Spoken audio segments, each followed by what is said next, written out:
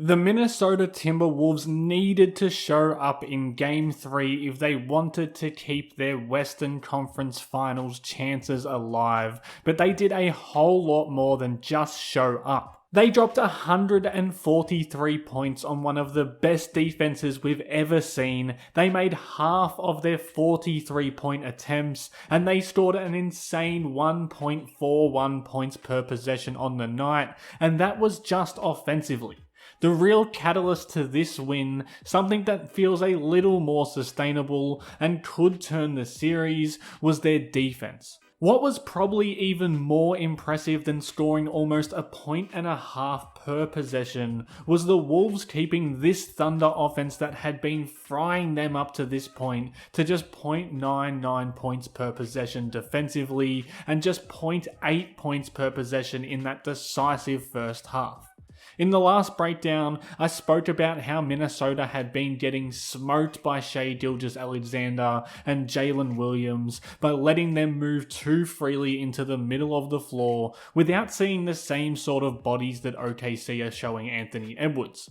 That was the gamble Minnesota took to try and play the Thunder straight up defensively, and they lost early and often with that scheme. In Game 3, they switched it up and it paid out big time. Right out of the gate, they were ultra aggressive trying to get the ball out of SGA's hands. When he comes off a pick, Randle is going to come off Chet, and Conley is going to come off Dort, and that's going to form this ring around the MVP, force him to give up the ball, and Minnesota is going to live with a Dort catch and shoot 3 with a late closeout coming. It was pretty obvious from the jump that Minnesota was going to live with the results from anybody but SGA and J-Dub. No matter what, when they got into that danger area in the middle, someone was going to aggressively help off their man, force a pass, and make OKC's quote-unquote others beat them. And this only really works if every defender is working on a string. See, when McDaniels ices this ball screen and sends SGA into the help, that help needs to be ready to rotate down accordingly, and then they need to be ready to do it again when the Thunder keep flowing into their offense.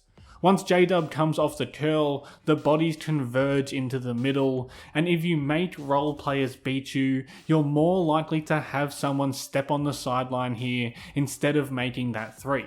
And look, sometimes it's not going to work. That's part of the game that Minnesota are playing. Sometimes they're going to sit in these gaps and someone like Chet Holmgren is going to make them pay for it with a wing 3. That's the risk Minnesota had to be willing to take. If the Wolves are going to try and shut down SGA as a way to shut down the Thunder, we're going to see them make these shots one pass away from him. The question Minnesota is posing is, can the Thunder make enough of those looks to beat them consistently? In this game at least, the answer was no. And when Minnesota got going defensively, they were able to really use that to fuel both sides of the ball. It's always going to start on defense, like they're always going to have this two-pronged gap help on either side of Shai, and they were always going to pincer in even further when he starts to drive. The key here though was these recoveries out of that help defense. This is insane from Ant, and while Randle gets in the gap again on J-Dub, he also completes the recovery to force a contested shot from Chet. And one thing we see consistently is how much easier it is to score against great defenses when you force long misses. When McDaniels gets the ball into the half court here, OKC's 2 rim protectors aren't in a set defense, and that makes it a lot easier for him to get into the middle with just one defender in front of him. Minnesota's core principles are still there, like giving up a switch when Naz Reid is at the 5, but instead of holding the switch, TJ Shannon is going to hunt J-Dub's drive, force the turnover, and then shoot himself out of a cannon going the other way. That was a really big moment for Shannon because it proved that he can hang defensively in this shifting scheme while providing that haymaker punch type of offense at the other end that Minnesota desperately needed. He probably deserved his own breakdown because he's now a really intriguing grenade that's just been lobbed into this series, but I think Minnesota's defense was even more important going forward.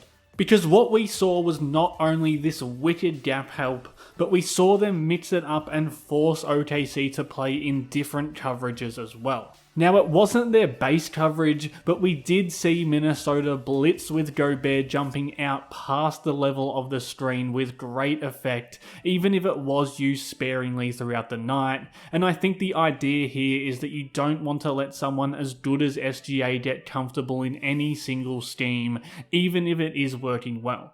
Now, what OKC will do in these situations is send a shooter up to ghost this screen, but again, I think Minnesota is content forcing these role players to make these shots.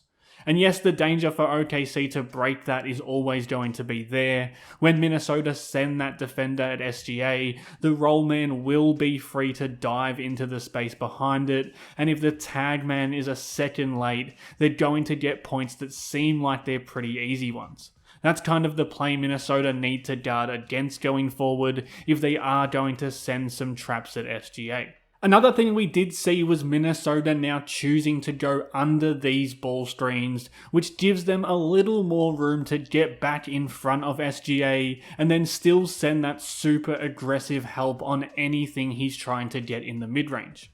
Again, instead of trying to skirt over these tough screens and stay on his hip, they were willing to go under, willing to switch more often, and then they're continuing to send the helper in there to bottle up Shai and force possession away from him, and then do the same thing to Williams as well on his drives. And the goal there is always to move into the lane and force kick-out passes to role-player shooters. And the objective here is to both help the point of attack defender stay off SGA's hip and hopefully force him to make more threes off the bounce as well. It's not like SGA is a bad shooter, but if you're picking poisons defensively, that's not the worst one to pick with him. In terms of flexibility, execution, and just how big of a stage it was on, I think this was probably the best defensive performance of the season for Minnesota.